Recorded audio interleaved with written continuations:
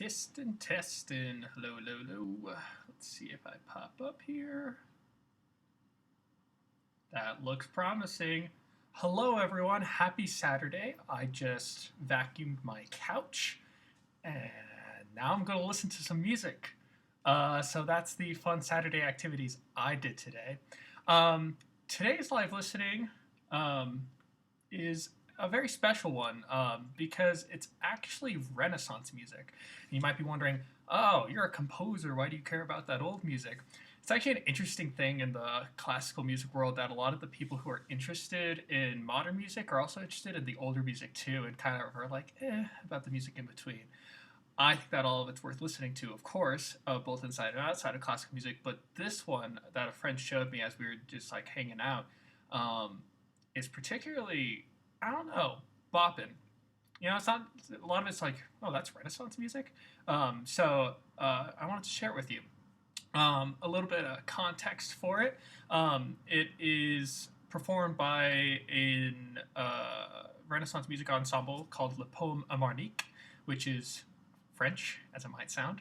And all the music they perform is actually French. And this album looks especially at this composer, who I might be butchering the name of, Bosset, who lived between 1580s and 1640s. So that's about a century before Bach, to give you some context. So this is very solidly Renaissance music. And what I really like about Renaissance music is it's kind of at this in-between stage, because medieval music actually didn't have the sort of hierarchy that we're used to. And what I mean by that is, when you're listening to a song, like the bass line kind of sets things up for you, and the melodic line, usually the soprano line, sets things up for you, and then everything in between is less important.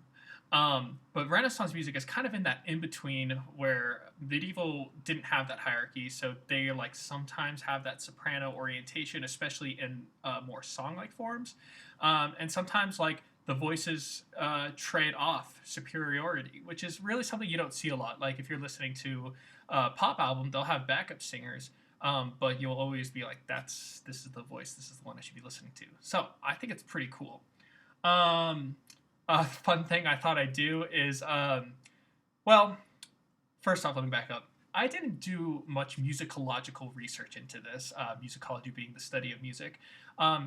I didn't look up translations for anything, because like I enjoyed this music. I've listened to this album like 5, 6, countless times actually, because I was like looping it as I was working on some finals, and I enjoyed it without knowing too much of the context. In fact, so we're gonna go through, and when a track starts, I took French in high school, and I haven't really studied it since. So that was the last time I studied French was when I was 17.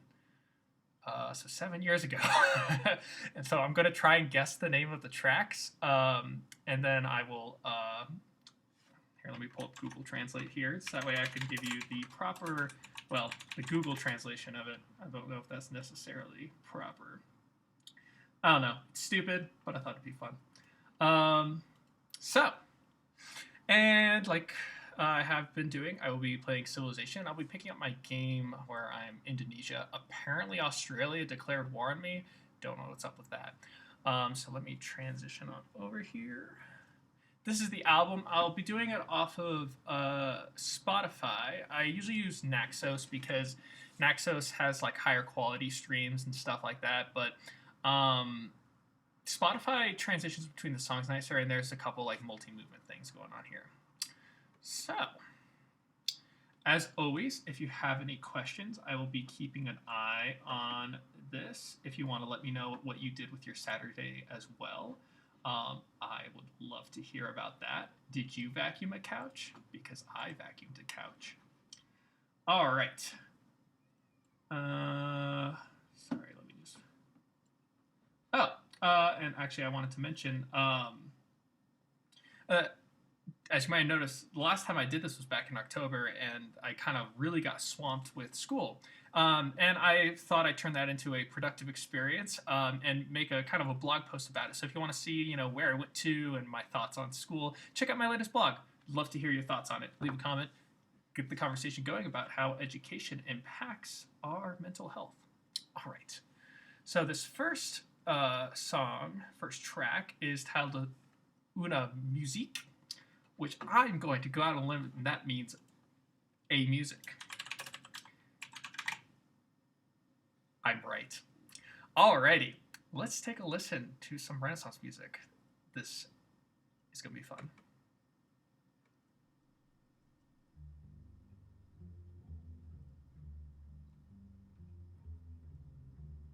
Love this beginning because like that bass line's I kind of feel like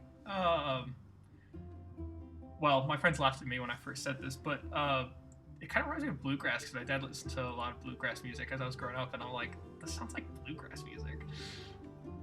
I mean, not really, but it doesn't sound like Renaissance.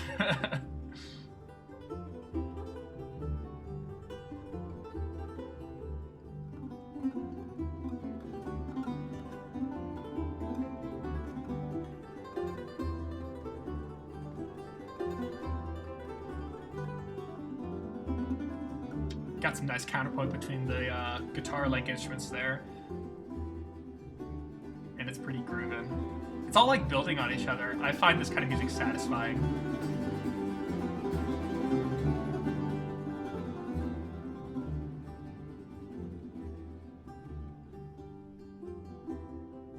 Kind of swells, you know?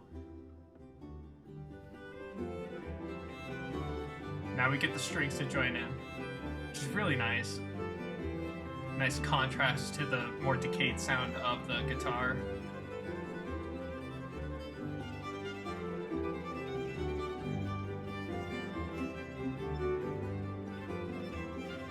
It's pretty metered, you know, you can get into a groove. The surprise is coming up. There it is.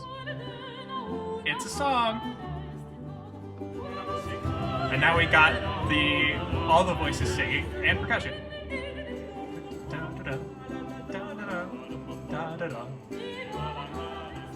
I have no idea what they're singing.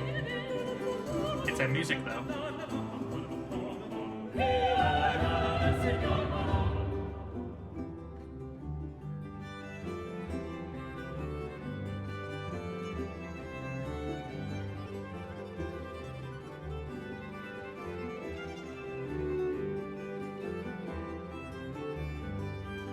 It's so fun that it's like balanced between the voices and the instruments, you know? They both get their time to shine.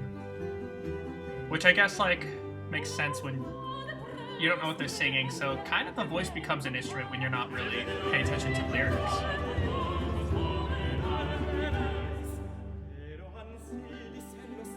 Slow things down. It's back and forth. And back to the rhythmic. Satisfying.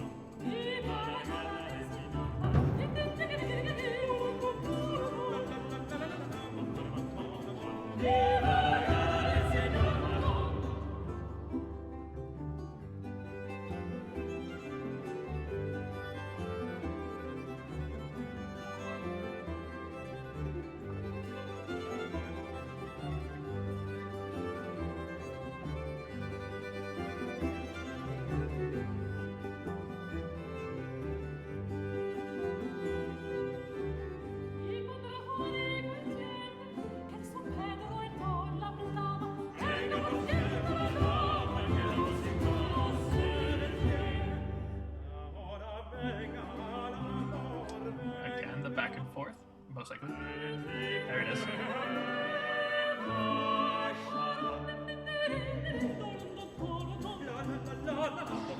It's kind of actually a good setup for the album because you got this contrast between the slow and the fast, and that's really a lot what's set up here.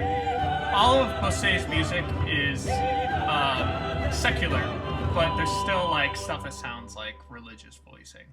Oh, cool. Such a great start to it. Let's see. So this next one is Des peurs que le devoir me fait précipiter. Here, take a look. A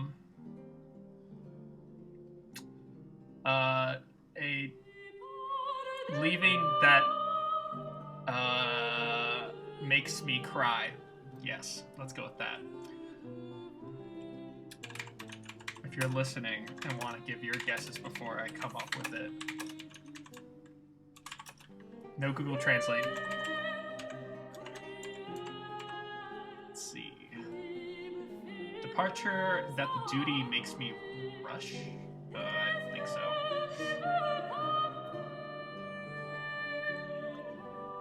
I'm skeptical of that, Google.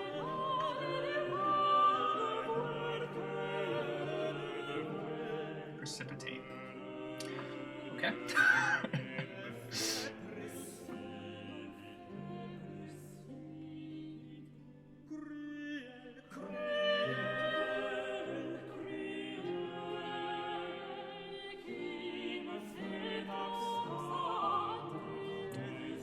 As a composer, whenever I'm like writing music, it's really easy for me to be like, here are some note generators. Here are people who make sounds, rather than being like, because of the equal treatment of the voices here, they all have their roles, and I think it makes it such more personal music.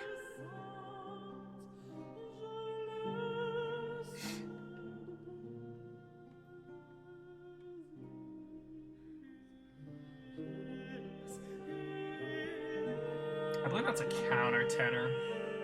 Countertenors sing in the range of altos, but are men. So they have very high range.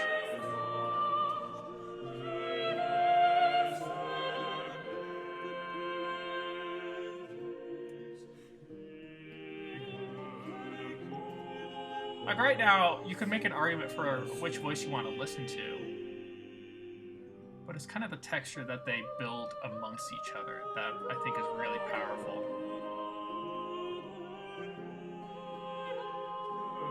It's like my favorite thing about this, the quality of the voices, is how like you have one come in and the other one like coats it in its sound.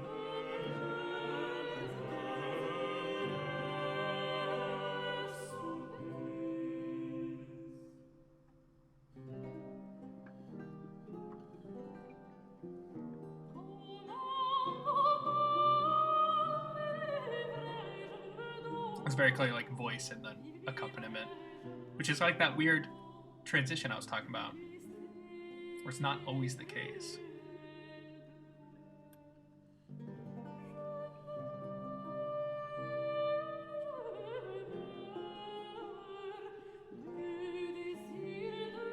And then you'll notice the ornamentation, where they like kind of really fill in the space between notes. You know, a sign of the times. It was tradition and really got carried away when the Baroque era started, but I like it because it's in moderation in Renaissance music.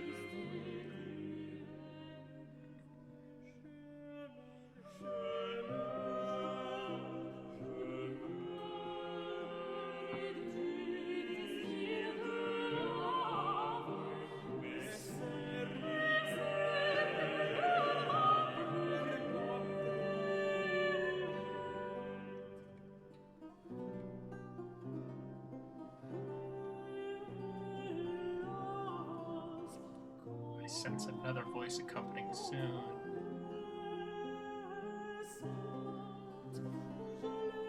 Nope. I was wrong.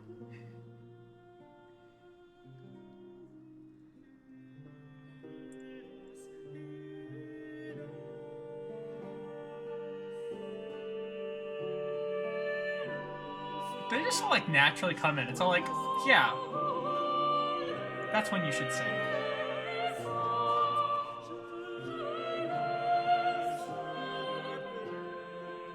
Oh.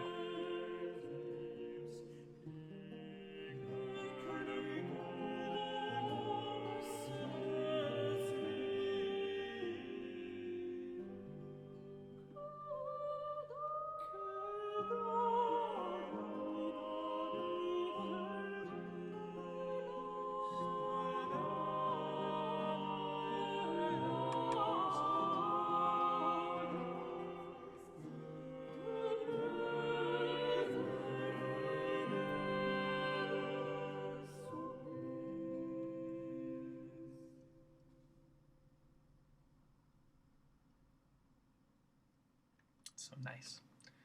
right, this next one is Ballet de fou et de étropier de la cervelle. And then it says it again. All right, so ballet is a dance, which was an up-and-coming art form of the time.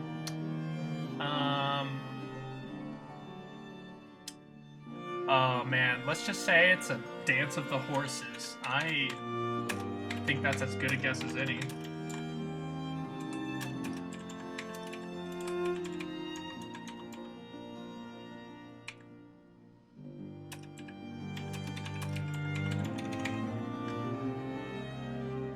Ballet of Madman and Cripples of the Brain? Holy crap. Okay. This will be a 3-movement work.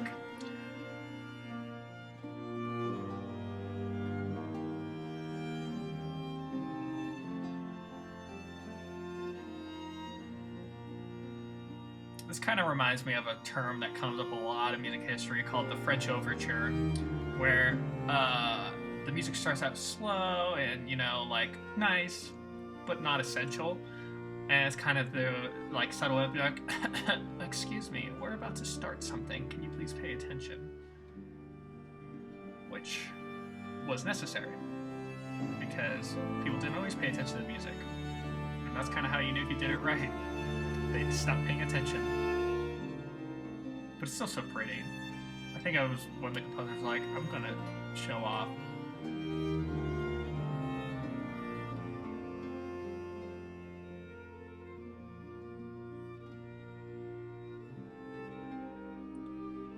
The, like, traditional nature of the phrase and how all these voices interact with each other, like how you really have, like, it's kind of 4 bars of, like, tension and then release. You know, it wasn't a given, because not everyone was doing it that way. So,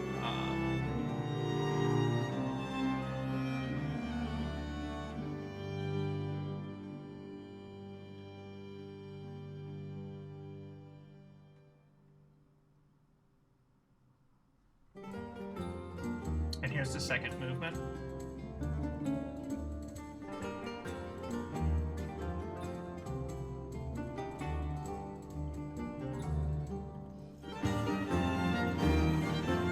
You can see it's really a dance. It's not what you imagine when you hear ballet, right?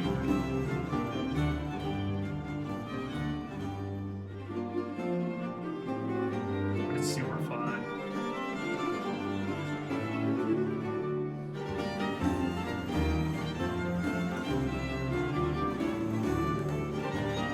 You know what I wish was a more common instrument now?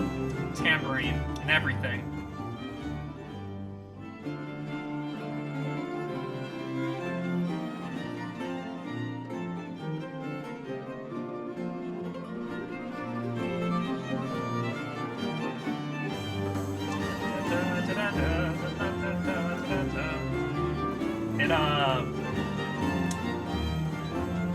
It's catchy.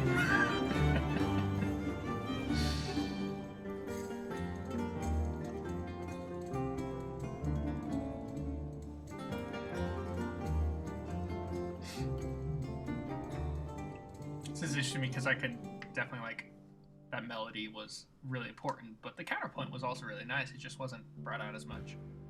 Here's the next movement of this ballet of the Crippled and Madman. Was that what I decided it was? Ballet of Madman and Cripples of the Brain. Whew, crippled the brain. That's not something you can get away with saying.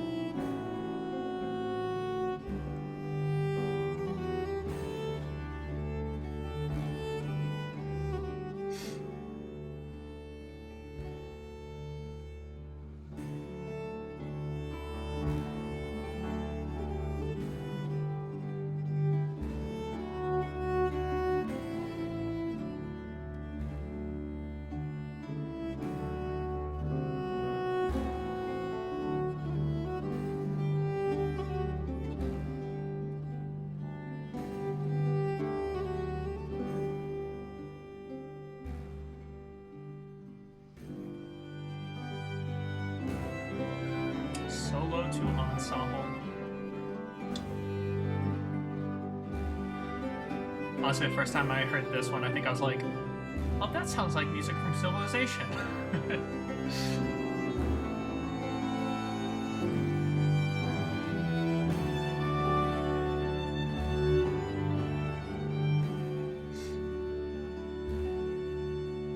It's interesting to me that this is the last movement of the piece.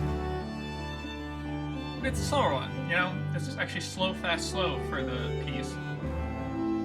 And the structure we're more familiar with is fast, slow, fast.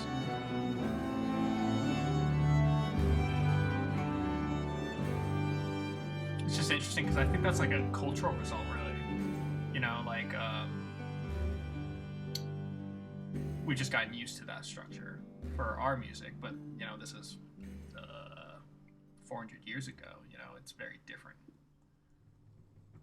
Alright, this next piece, Ballet de Villains Combatants. Dance of the Fighting Villains.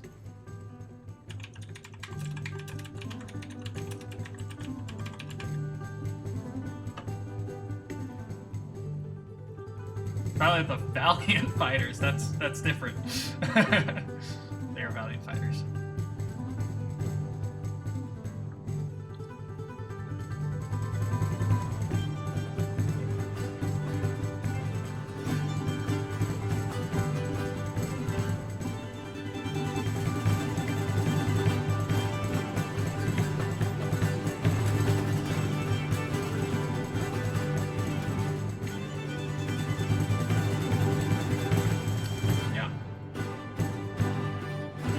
Imagine some intricate dancing to this.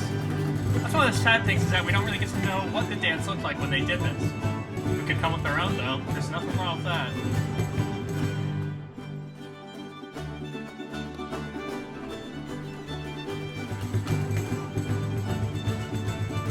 Kind of jiggy a bit. More intricate than a jig, but...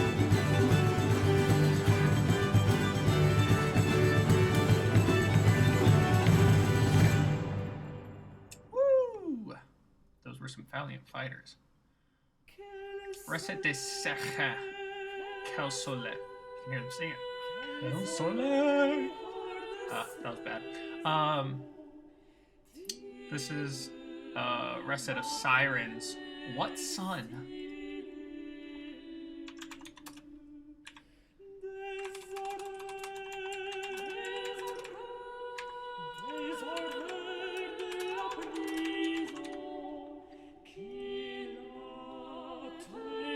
Mermaids, what a sun.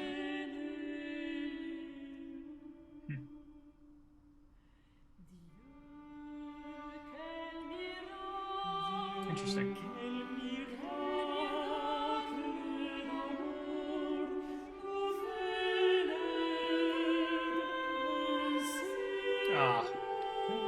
But the way that tension mounted, both like rising pitches and then also like just the harmonies, was just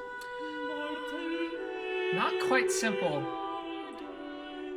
but definitely unexpected.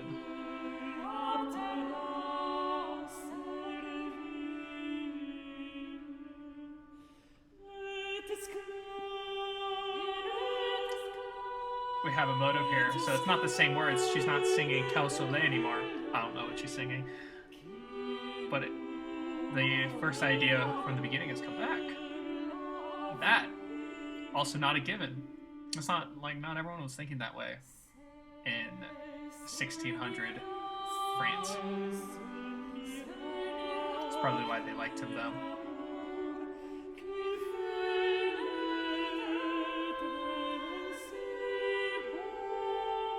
Oh, wow, that was pretty. And now, okay, so this is the same piece, but this time it's the mermaids.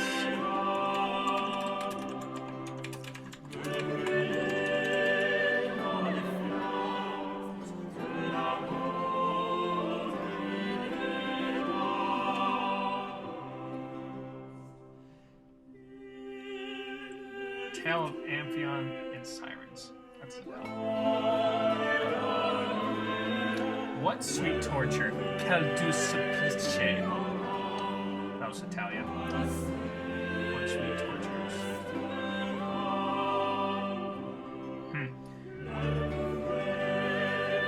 There's a very clear story happening here that I probably could look up, but why not just imagine your own, you know? I don't know what Amphion is. Amphion. But it seems like being in the ocean is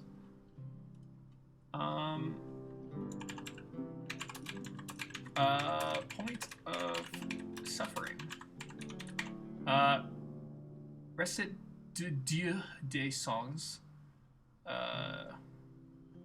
God songs. Quel marvelous adventure. What a great adventure.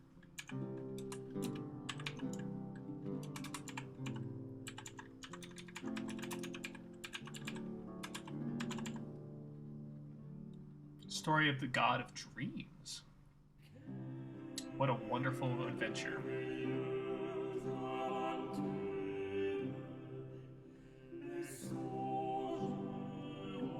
God of Dreams.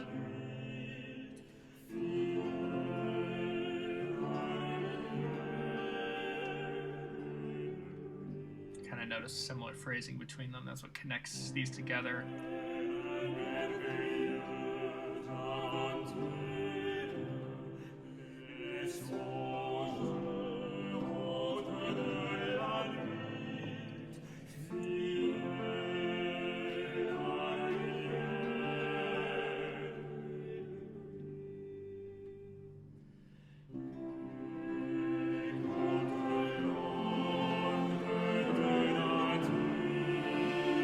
Feels a lot more like harmonies accompanying a voice. A melody.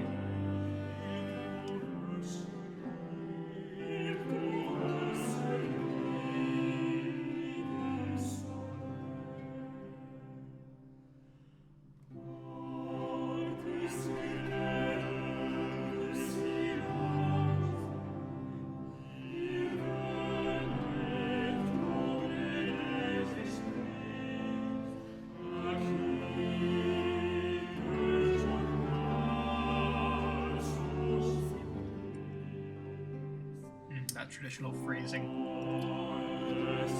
but it's still more interesting, I think, than classical.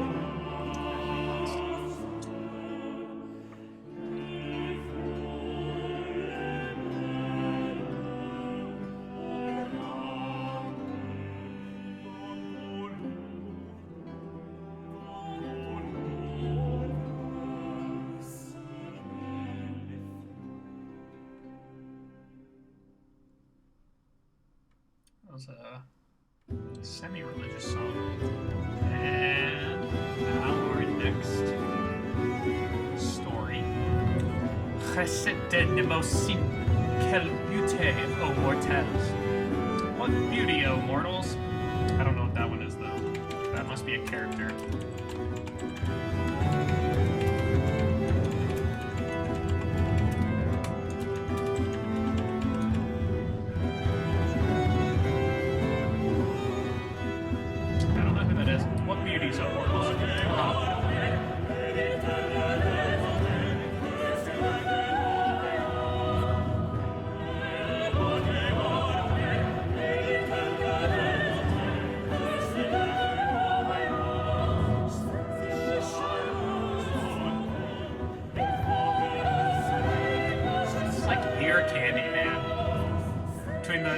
And the really resonant voices where they accompany each other.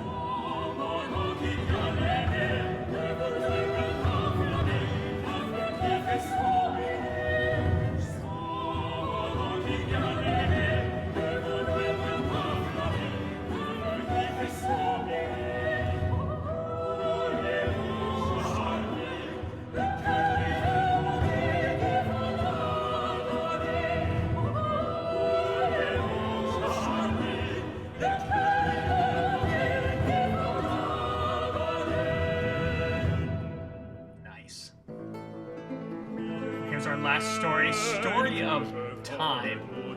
Bien que je vous chose et os volaires. Oh my goodness. By the time I finish typing that in, the song's gonna be over. Okay, I know that is a story of time, but let's see what the rest of it means.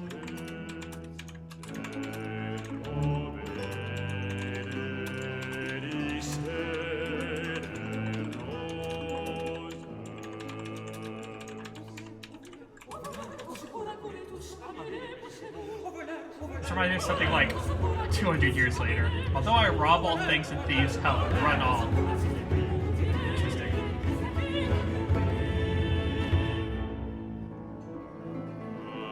Like, I think I'd hear that section in a Puccini opera, you know?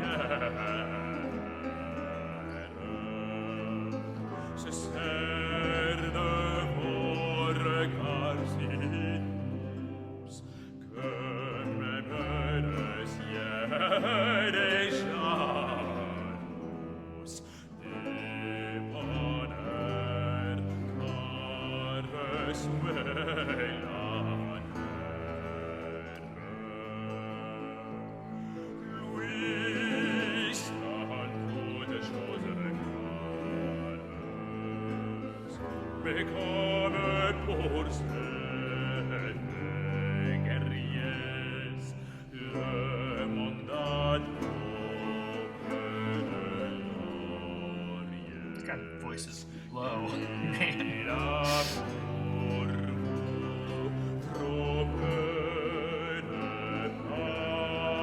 Let's give you a comparison.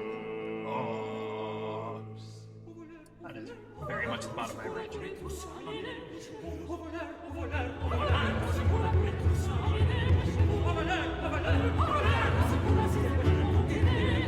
Couldn't even be musical theater, really. It's so nice. Alright. Next we got Je meurs sans mourir, the title song of the album, which means I die without dying. An interesting juxtaposition. I love that chromaticism.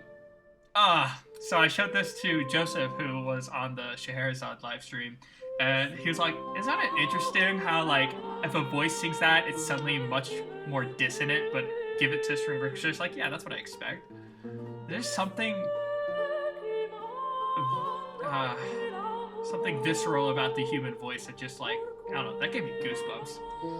It's really nice. Nice as in, like, pretty, but also sad because it's about death, but you know what I mean. Don't twist my words.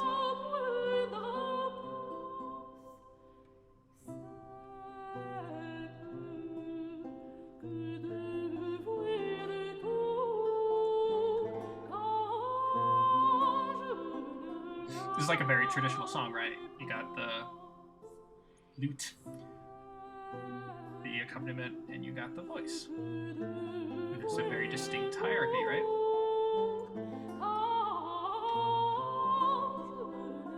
Wouldn't be the same without the lute.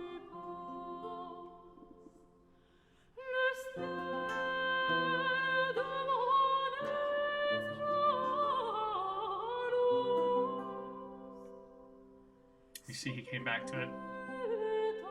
Guy knows what he's doing. Bosse. Boisse.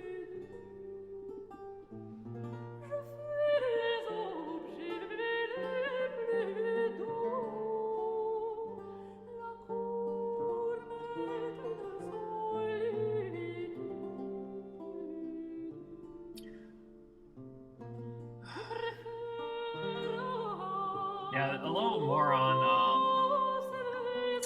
ornamentation, how she fills in those notes.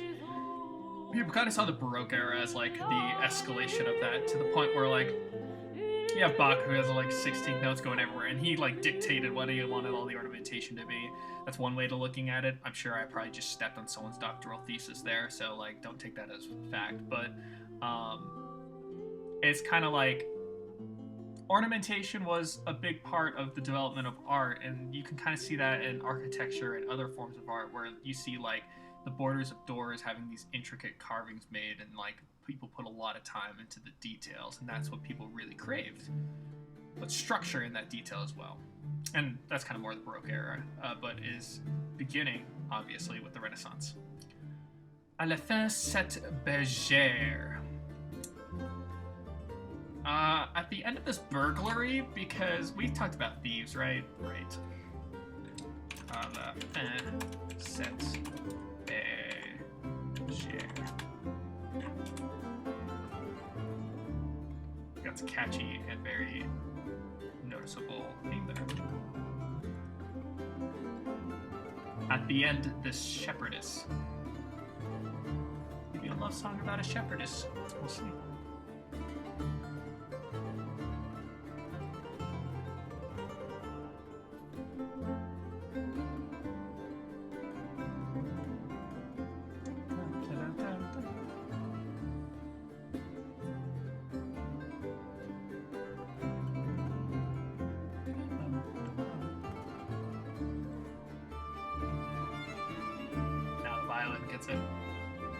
It's a nice melody. I don't mind it getting repeated across instruments.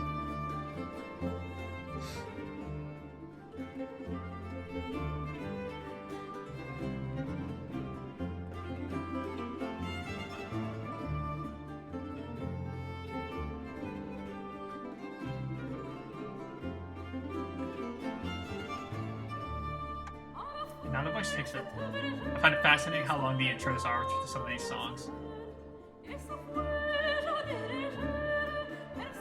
I don't know, it's kind of nice to just kind of imagine, like, this is the first music you've heard in 2 weeks. You're just kind of out with your friends, enjoying time. It's like, yeah, you're not out with your friends, you're in the court, but anyway.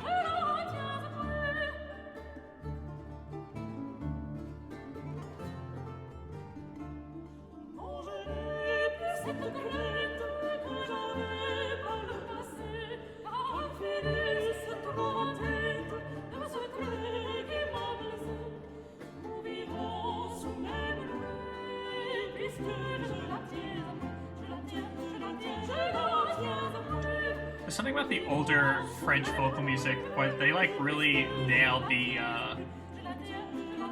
rhythmicism of the language.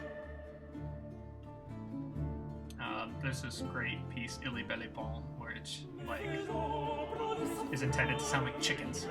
Maybe I'll pull it up at the end here. We'll see if we have time.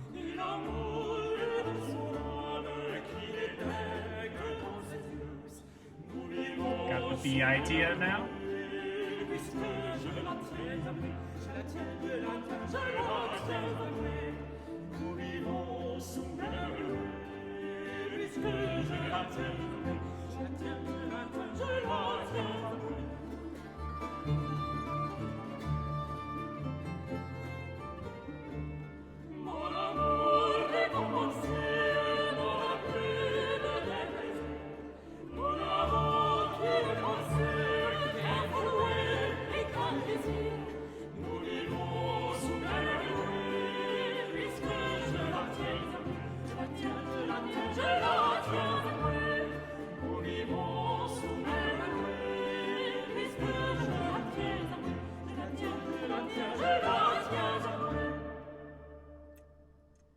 Really, did pop music start only recently? No, it did not. Oh, that's not the. Dovneve Crudella. I don't have a guess for you.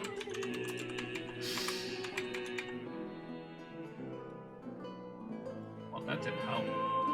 Oh. Oh, well, that's because it's in Italian. Where you go, cruel. That didn't help.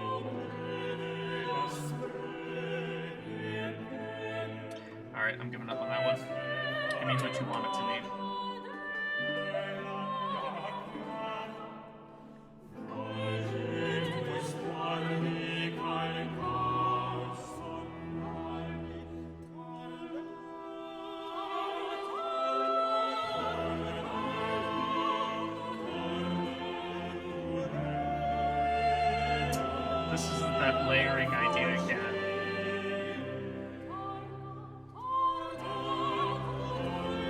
imitative, slightly polyphony.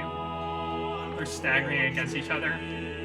What was it? Oh, the Higden Concerto for Orchestra, the second movement that we listened to, did something like that, actually. I mean, if you generalize anything enough, yeah, you can say that these ideas have been around forever, but it's just interesting. See an idea evolve over the centuries.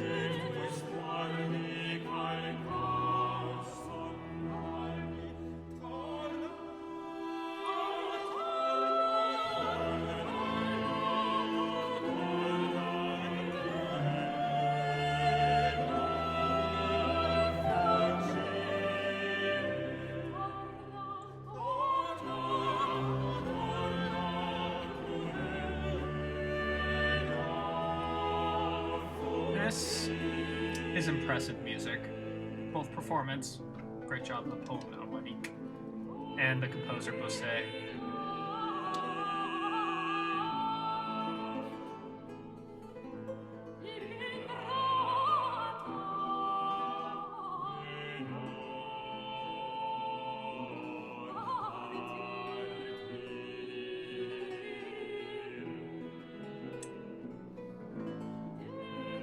One of the advantages we have as modern composers is being like, hey, I want to sound like this, and then pulling up the music and listening to it and figuring out how to do it. That is a luxury this person did not have.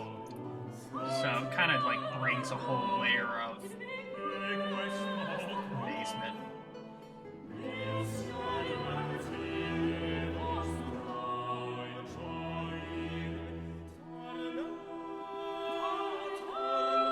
Oh, I really like that. It's nice.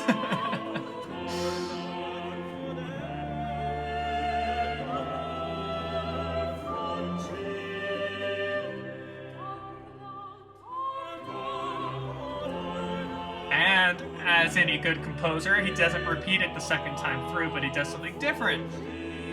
It's like, you don't want to eat a bunch of Oreos and get sick off it, but you...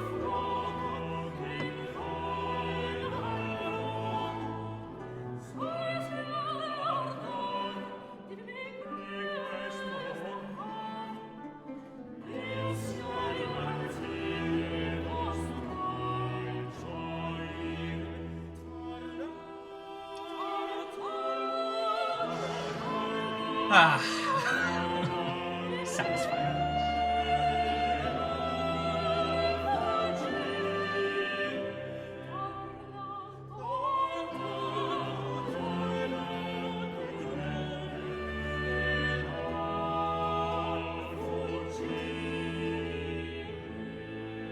Yeah, I think that's Italian. Alrighty. Entrée de la K. The Kai?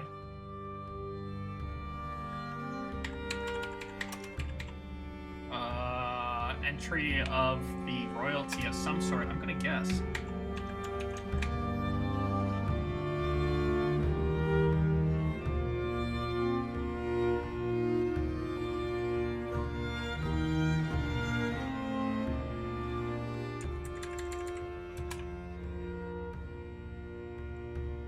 Entry of lackeys. Oof, I was off. It's kind of the opposite.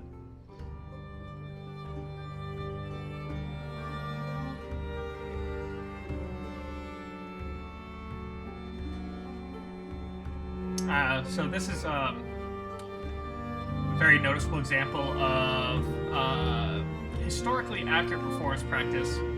Especially if you listen to the middle voices, and if you're not quite sure how to do that, just kind of like try and take in the sound as a whole.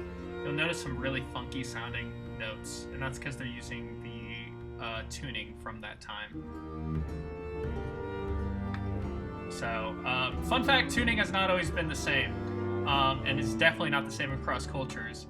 So some people think that it's more accurate to listen to the music in the intonation that it was originally written in, which has a case for it.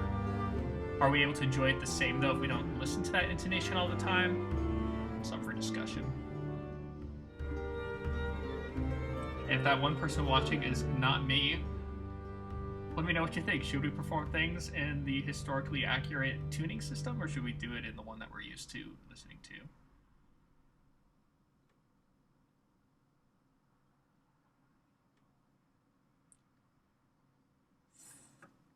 Fresco Erc del Prado. I just pronounced that like French, and I don't think it is French.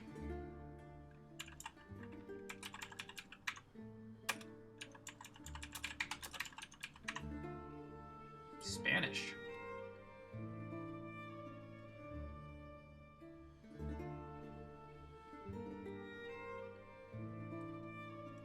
I don't know.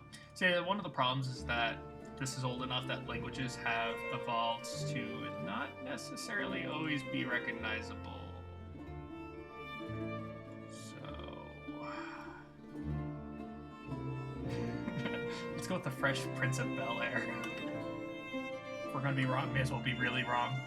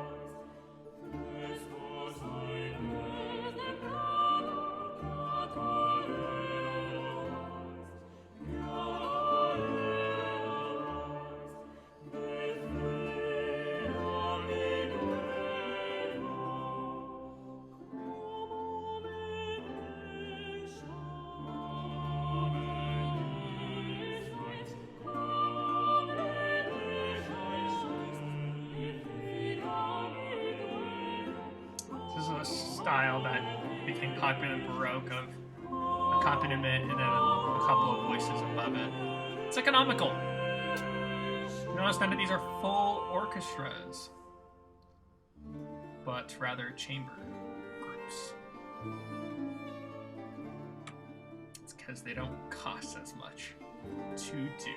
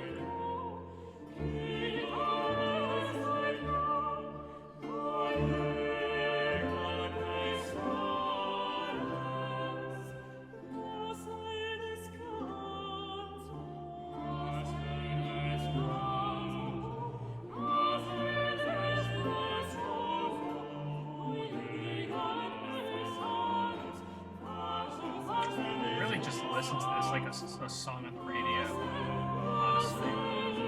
That's how I listen to it.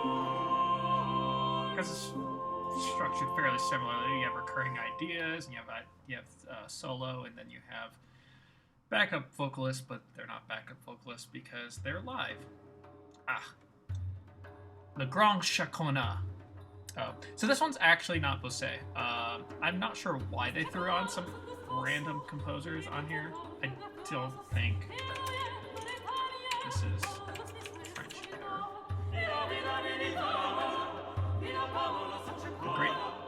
The Great Chacona, whatever Chacona is. I think it's a song. Yeah, Chacon meaning song. Okay, that's what I thought.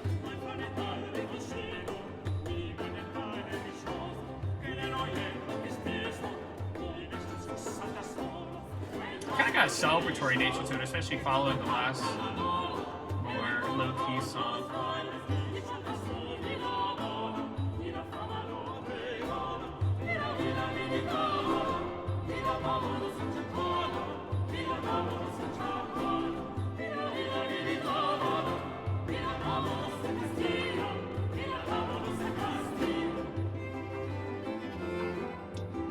think this, like, since we're getting to the end of the album, this kind of really embodies the difference between what you're hearing and what you imagine when you say Renaissance music.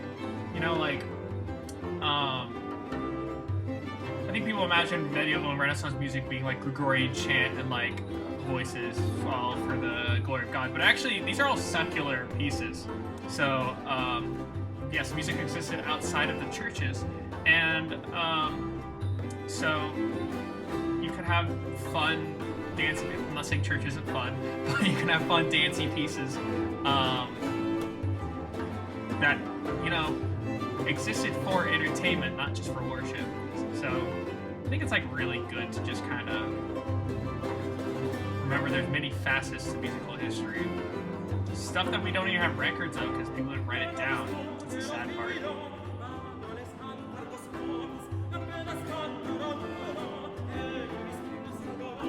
But there's still something relatable about it. Like, yeah, they're not performing it in the intonation that they probably heard it in, but like, this is still familiar, isn't it? So humans that existed 400 years ago experienced music in a similar way.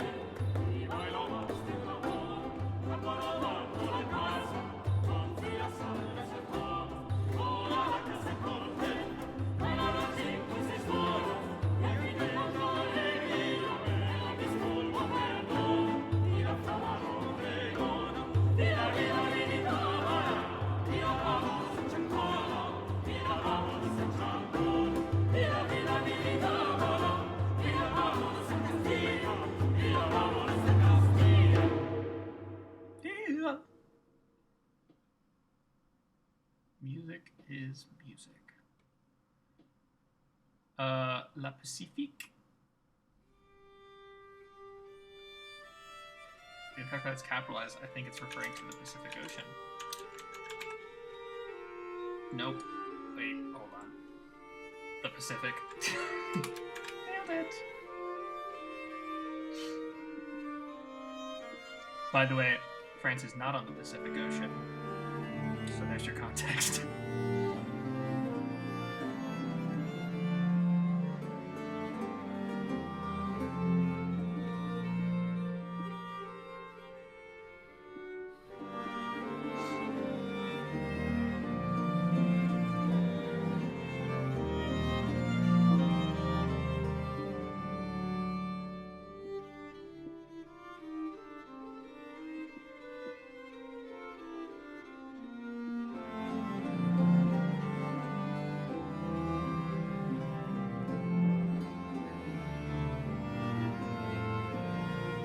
I see the writing here is actually very similar to how they do the voices.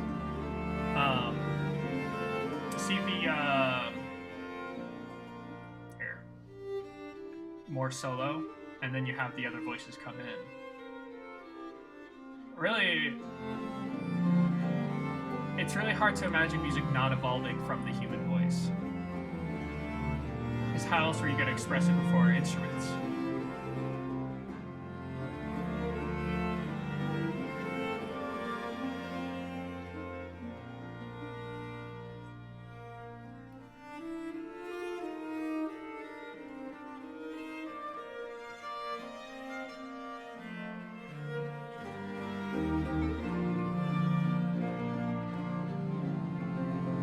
There's this recurring structure of like, here's the statement, and then the rest, the ensemble answers. But it's more intricate than like your traditional call and answer because the idea is still developed through the answer.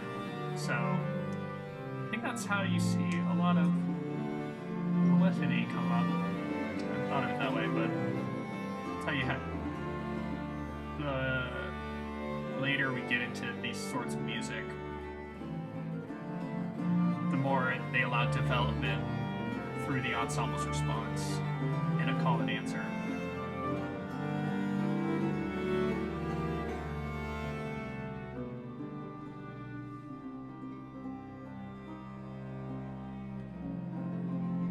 Ooh, that was funky. That was really weird. Everything just kind of slipped into this crunch for a second.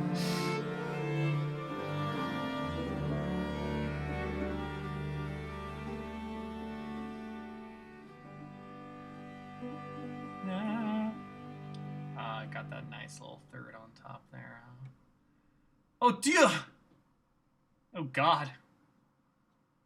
I'm not going to look that up. That's what that means.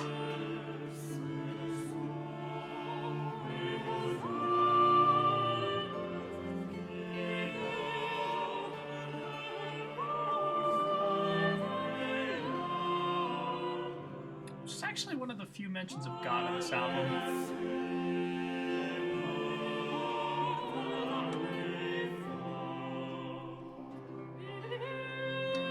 Wow. I even find myself making the subconscious assumption that they're singing about God, even though I knew they weren't. Huh. Interesting.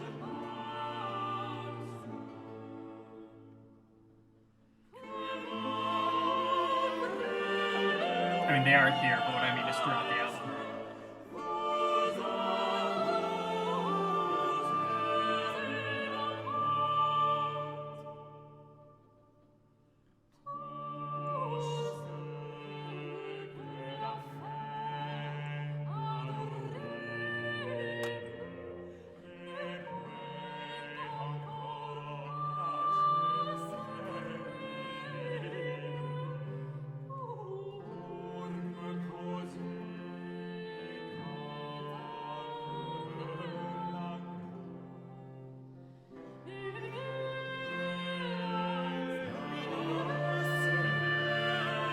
Independence of voices.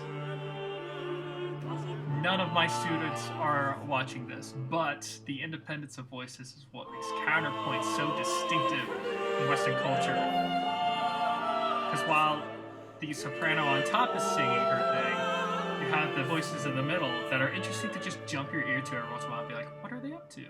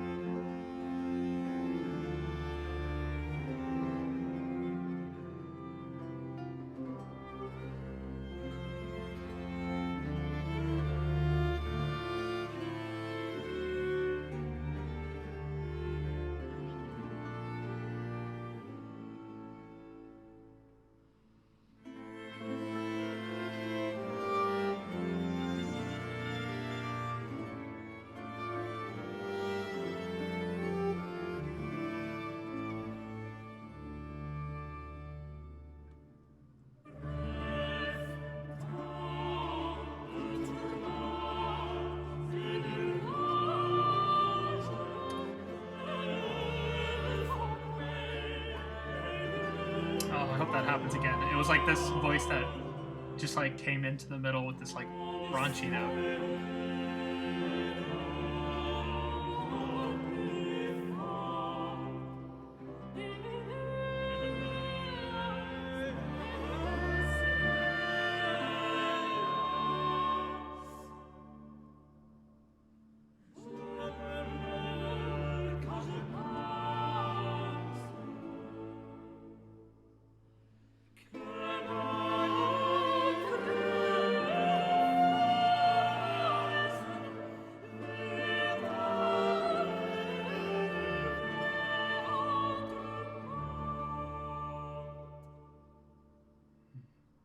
Satisfying.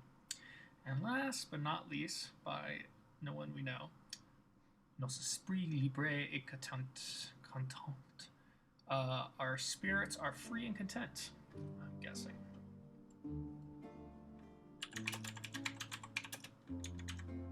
Or are free and content spirits, I guess. Our free and happy minds. Okay, cool. Whatever you say. What a good note to end it on. Free and happy mind. That's what we all want.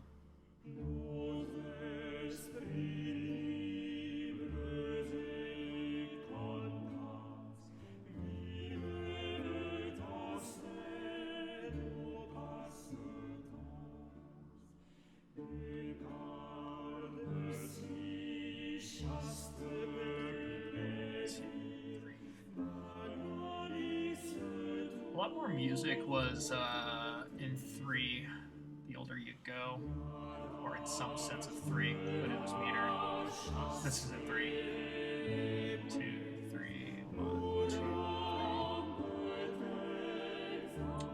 3. Somebody told me it was because 3 is the Holy Trinity, and therefore the most perfect meter. Maybe it's true.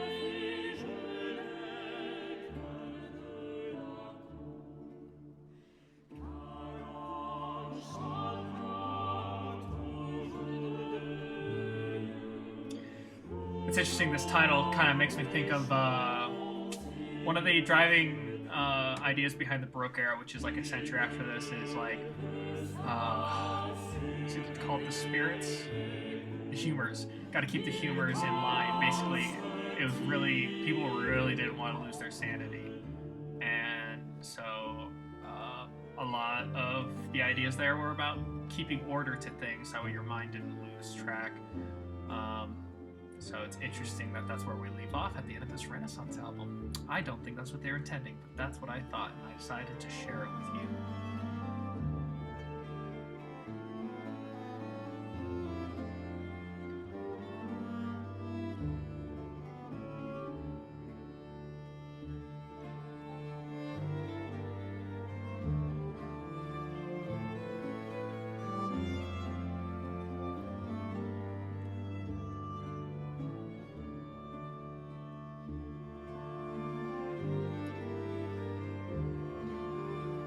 I guess if you wanted to listen to this in the spirit of the song, you kind of just let yourself get in the trance of the 3, because it's pretty consistent meter.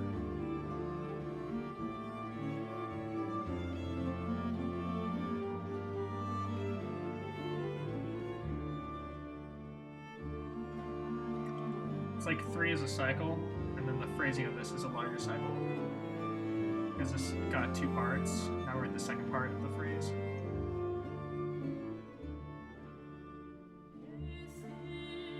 The sections are in themselves parts, and I'm not counting, but they feel very proportional in the way that you have even parts of the motion of a wheel or a pendulum.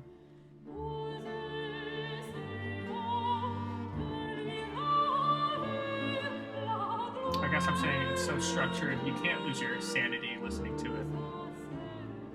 It's just not possible.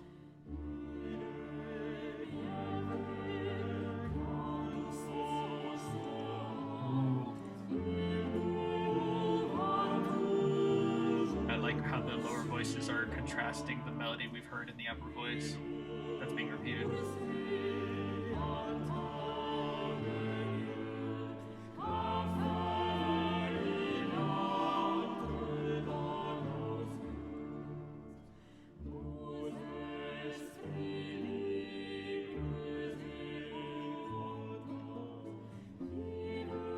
Bum, bum, bum.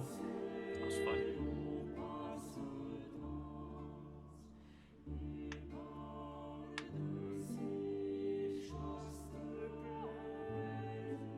I just love it when the voices kind of pop out of the text and you're like, here I am. I'm going to embellish your experience.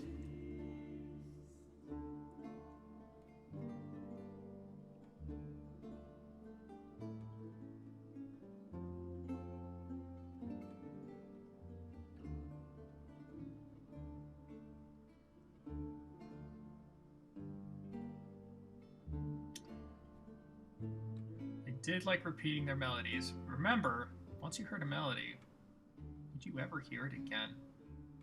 You can't just press repeat. That's the end of it. Very long into it. I like that album. Yeah, like I said, I listened to it a lot as I was like, I had to do a lot of coding for my final project in one of my classes, which I might write blog summarizing. If you went to my website, you can see it. Anyway, and it was just like really nice because it's like, I don't know, it's like throwing on a pop album, but it's very different. Well, that was a bad analogy. It's like throwing on a pop album because it's very familiar, but it's different enough because it's not what we normally listen to. So I feel like pulling this up, so I'm going to pull this up. There's this piece called Il Belly Bon that really showcases the rhythmic nature, wow, that was beautiful, of the French language. It's only a minute and a half.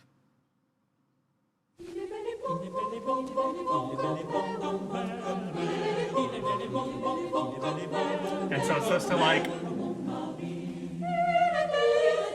it's kind of talking about the like gossiping, gossiping women in a garden, but like it's supposed to imitate hens because that's the joke. So, not a very modern joke, but I think that the imitation is very clear. It's very successful. This is actually before the pieces we just listened to.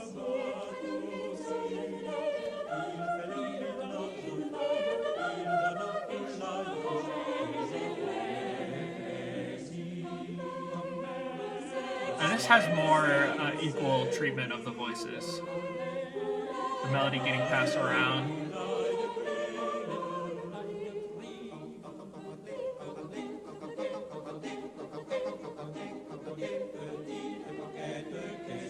I mean, that's not the French language. That's, I think, imitating chickens.